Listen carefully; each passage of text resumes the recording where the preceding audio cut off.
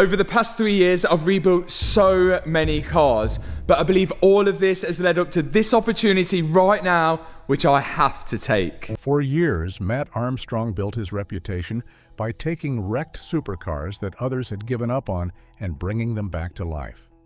But one jaw-dropping project changed everything. His attempt to rebuild a $6 million Porsche GT3 RS didn't just spark debate. It ignited outrage across the automotive world. Critics questioned his methods, experts challenged his decisions, and fans found themselves deeply divided. So, what went so wrong that an entire industry seemed to turn against him? The truth behind this controversial rebuild is far more surprising than most people realize. The Porsche nobody wanted rebuilt. What looked like another ambitious car project for Matt Armstrong quickly turned into one of the most talked-about rebuilds of his career. At the center of it all was a badly damaged Porsche 911 GT3 RS from the 991 generation, a car that many people believed had reached the end of the road. To most buyers, it was simply too risky, too expensive, and too complicated to save. Even the manufacturer had reportedly refused to carry out warranty repairs, making the situation seem almost impossible. For many, that decision would have been enough reason to walk away and never look back. But Matt Armstrong saw the car differently. Where others saw a hopeless machine, he saw a challenge waiting to be conquered. Instead of being discouraged by its troubled past, he became even more determined to uncover what had really happened and prove that the car still had a future. Confident in his rebuilding skills and years of hands-on experience, he decided to take the risk. Armstrong bought the damaged GT3 RS for £87,000, fully aware that he was stepping into a project filled with uncertainty. It was not just another wrecked sports car that needed replacement parts and fresh paint. This Porsche came with serious questions surrounding its history, questions that would make many experienced mechanics think twice before getting involved. The purchase was a major gamble, but it was one he believed was worth taking. According to Armstrong, Porsche refused to honor the warranty because the condition of the engine did not match the mileage officially recorded for the vehicle. From the company's point of view, something simply did not add up. The engine showed signs of wear that suggested it had been driven much farther than the odometer indicated. That raised concerns that someone may have used a mileage-blocking device to prevent the true distance traveled from being recorded.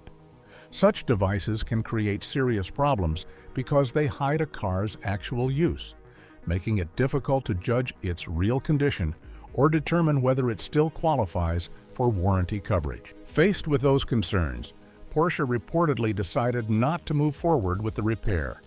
For most people, that would have marked the end of the story. A high-performance supercar with a questionable history and no manufacturer support is usually a project that few are willing to touch.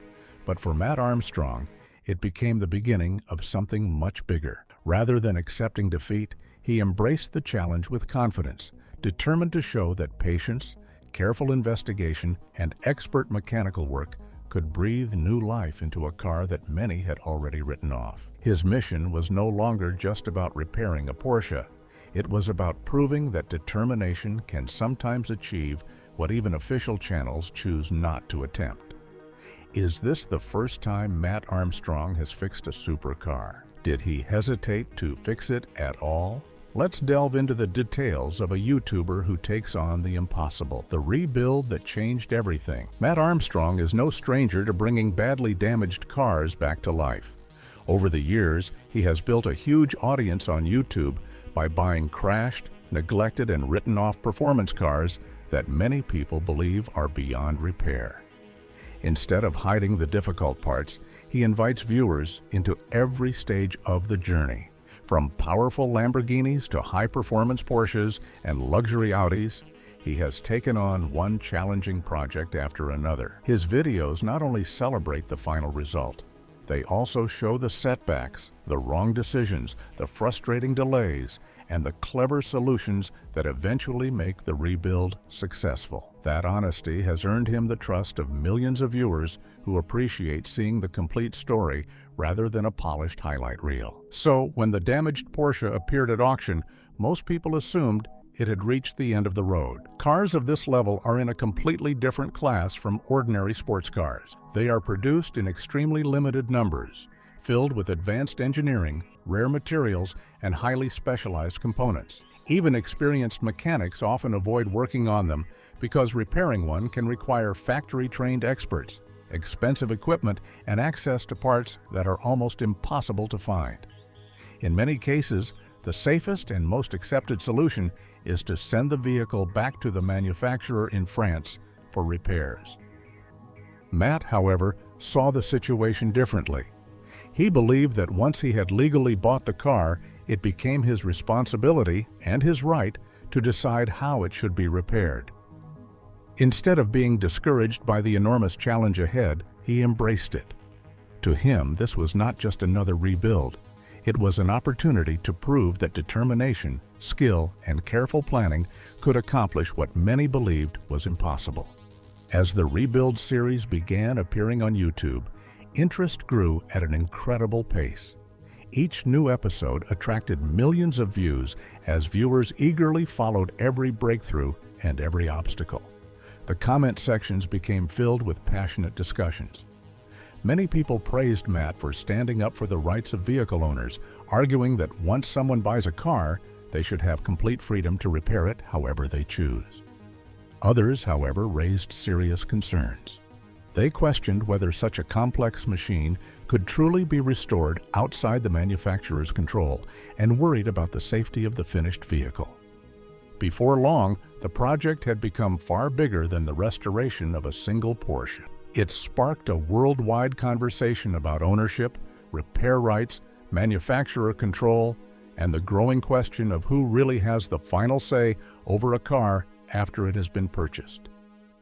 What began as a daring rebuild had evolved into a debate that reached far beyond the walls of Matt's workshop. Did Matt Armstrong encounter any challenges while fixing the Porsche? Was the quest a hitch-free one? Let's uncover the hidden problems Matt Armstrong faced during the repair. Engine secrets finally came to lie.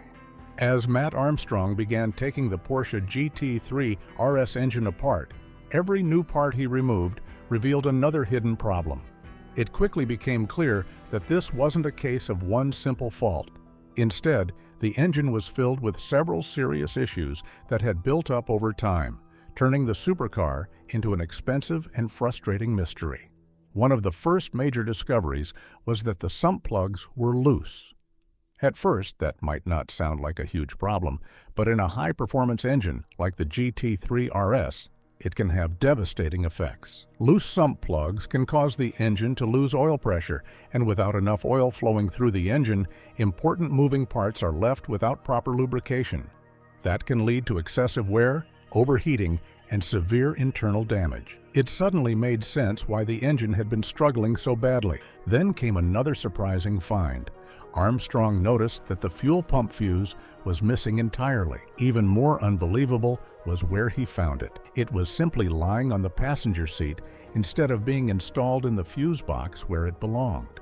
That tiny missing part was enough to stop the fuel pump from working, meaning the engine could never receive the fuel it needed to start. It was such a simple mistake, yet it had caused hours of confusion and unnecessary troubleshooting. As the investigation continued, the problems became even more serious. Armstrong discovered that several camshaft finger followers were missing, a clear sign that the engine had suffered major internal failure. The intake camshaft lobe was also badly damaged, showing obvious signs of heavy wear. These weren't minor defects that could be ignored. They pointed to an engine that had experienced significant mechanical stress and damage deep inside. The evidence also raised another troubling possibility. Armstrong began to suspect that someone had previously rebuilt the engine but had not done the job correctly. His inspection suggested that the cam variators on one side of the engine had been installed out of time. If true, this mistake would have thrown the engine's valve timing completely out of sync, reducing performance and potentially causing even more damage every time the engine was run. Determined to bring the GT3 RS back to life, Armstrong replaced all the damaged parts, spending around 5,500 pounds on new components alone. After carefully correcting the engine timing and reassembling everything with precision, the moment of truth finally arrived. This time, the engine fired into life almost immediately. It settled into a smooth, healthy idle, and perhaps most satisfying of all, the dashboard remained free of warning lights. After weeks of setbacks, costly repairs, and countless hours of detective work, the once troubled Porsche was finally running exactly as it should. But what was the outcome of the Porsche inspection? Did the car pass the inspection? Let's find out. The final warranty challenge begins. Even though the rebuild had turned out far better than many people expected, Matt Armstrong knew the journey was still not over. Bringing the Porsche GT3 RS back to life was one achievement, but there was another goal that mattered just as much. He wanted to see if he could regain the factory warranty, a challenge that many people believed would be almost impossible after such an extensive repair. To find out where the car stood, Armstrong took the GT3 RS to Porsche for its detailed 111-point inspection. This is the same thorough examination used to check whether a Porsche meets the company's strict standards for quality, safety, and performance. Every important part of the car is carefully inspected, from its mechanical systems to its structural components. Passing this inspection would be a huge step toward proving that the rebuilt supercar was every bit as capable as one that had never suffered major damage. The inspection brought encouraging news. Overall, the GT3 RS performed impressively, showing that the countless hours of hard work, careful repairs, and attention to detail had paid off. Instead of uncovering major hidden problems, Porsche's technicians found only a handful of issues that still needed to be addressed. That alone was a significant victory, especially considering how badly damaged the car had been before Armstrong began rebuilding it. However, the inspection was not completely perfect. Porsche identified several areas that required further work before the company would even consider restoring the factory warranty. Among the concerns were worn or questionable axle joints that needed attention, brake pads that did not meet the required standard, and a roll cage that created excessive vibration and unwanted noise while driving. Although none of these problems suggested the rebuild had failed, they were enough to prevent the car from immediately qualifying for warranty coverage. Armstrong openly shared these findings with his audience instead of hiding them, giving viewers a clear picture of the high standards Porsche expects. He explained that the manufacturer was willing to reconsider the warranty, but only after every issue identified during the inspection had been fully corrected. Even then, there was another important condition. Porsche required him to own the GT3 RS for at least 90 days before the warranty could be reinstated. That waiting period would allow the company to ensure the car continued to perform reliably after the repairs. For Armstrong, the inspection marked another important milestone rather than a disappointing setback. It proved that the rebuilt GT3 RS was already remarkably close to meeting Porsche's demanding requirements. With only a few final repairs remaining and a 90-day ownership period to complete, the finish line was finally within sight. What had once seemed like an impossible restoration was now on the verge of earning back one of the most valuable endorsements a Porsche owner could hope to receive, the return of the factory warranty. So, how much did Matt Armstrong invest in the repair? Would he be able to realize any profits? Let's dive into the details of Matt Armstrong's risk that could pay off. A risk that could pay off. When the final numbers were added up, Matt Armstrong realized just how massive the project had become. From buying the badly damaged Porsche to sourcing rare replacement parts, fixing complex mechanical problems, and putting countless hours into the rebuild, he estimated that he had spent around £92,000 in total. It was a huge financial commitment, especially for a car that many experts had written off as impossible to restore. There were moments when the project seemed as though it might never reach the finish line, but Armstrong remained determined to prove that the impossible could, in fact, be achieved. That determination appeared to pay off. Once the Porsche GT3 RS had been completely rebuilt and returned to an impressive condition, Armstrong estimated that the car's market value had climbed to somewhere between £135,000 and £140,000. If sold at that price, the restoration could potentially earn him a profit of around £40,000 to £48,000, or roughly $60,000 before accounting for additional business costs and production expenses. For most people, that would be considered a remarkable return on such a risky investment. However, the real reward went far beyond the money. While a healthy profit is always welcome, Armstrong's greatest achievement was something that could not be measured in pounds or dollars. The project became another powerful example of his willingness to take on challenges that many professional repair shops would simply reject. Time after time, he has built a reputation for purchasing vehicles that appear to have no future, only to bring them back to life through patience, creativity, and relentless hard work. The Porsche GT3 RS rebuild became much more than another repair job. It evolved into a gripping story of determination, problem-solving, and refusing to accept defeat. Viewers watched every setback, every unexpected obstacle, and every breakthrough, making them feel as though they were part of the journey. Each episode added another chapter to a restoration that many believed would end in failure, but instead became an inspiring success story. Perhaps the most remarkable part of the entire project was how it changed people's opinions.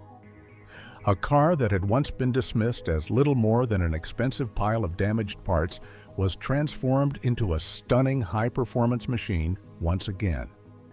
In doing so, Armstrong didn't just restore a Porsche, he restored hope that even the most severely damaged supercars can sometimes be saved with enough skill, determination, and vision. By the time the final episode was released, the GT3 RS rebuild had become one of the most widely discussed and celebrated restoration projects on YouTube. It further strengthened Armstrong's reputation as the creator willing to tackle the jobs others avoid, turning what many saw as a hopeless wreck into a remarkable success that captured the attention of car enthusiasts around the world.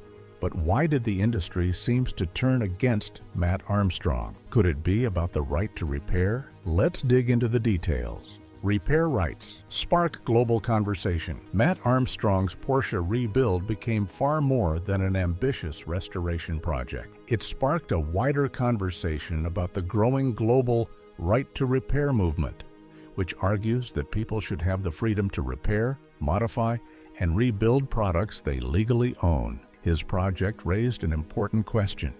Once you buy something, should you have complete control over how it is repaired, or should manufacturers continue to decide what repairs are allowed? This debate extends well beyond high-performance sports cars. Farmers have long fought for the right to repair their own tractors. Smartphone owners want easier access to replacement parts. And classic car enthusiasts believe they should be free to restore their vehicles without unnecessary restrictions. Matt's rebuild became another powerful example of this larger struggle. Supporters view Armstrong as a champion of ownership rights, believing that purchasing a product should give owners the freedom to maintain and repair it as they see fit. They argue that his determination, technical skill, and persistence prove that independent enthusiasts can successfully complete complex repairs without relying entirely on manufacturers. For many, his project became a symbol of innovation, personal freedom, and the belief that true ownership should include the right to repair what you own. However, not everyone sees the situation the same way. Critics argue that cars like this are not ordinary vehicles. A machine capable of producing around 1,500 horsepower is built with incredibly advanced engineering, and even the smallest mistake during repairs could have serious consequences. If a repair is done incorrectly, the risks extend beyond the owner to passengers, other drivers, and pedestrian. This is why many believe manufacturers have a responsibility to ensure such powerful machines are repaired according to strict safety standards. Questions about legal responsibility also make the issue even more complicated. If an independently repaired hypercar is involved in a serious accident, who should be held accountable? Should responsibility fall on the owner, the independent mechanic, or the company that originally built the vehicle? These difficult questions remain at the center of the debate. Porsche CEO Dr. Michael Leiters eventually addressed the controversy in a public video. He clarified several claims that had been exaggerated, particularly regarding the reported repair costs, and explained why repairing highly advanced vehicles outside factory-controlled conditions presents unique challenges. At the same time, he acknowledged Matt Armstrong's remarkable determination and dedication. His balanced response showed that the issue is far from black and white. The discussion continues because both sides present convincing arguments. Personal ownership is important, but so are public safety, engineering excellence, and ensuring that incredibly complex machines remain safe for everyone on the road. So what do you think about the battle over the right to repair hypercars? Do you really think Porsche and others in the industry would license Matt to fix their hype cars? We'd love to hear your opinions in the comments below. And don't forget to like and subscribe.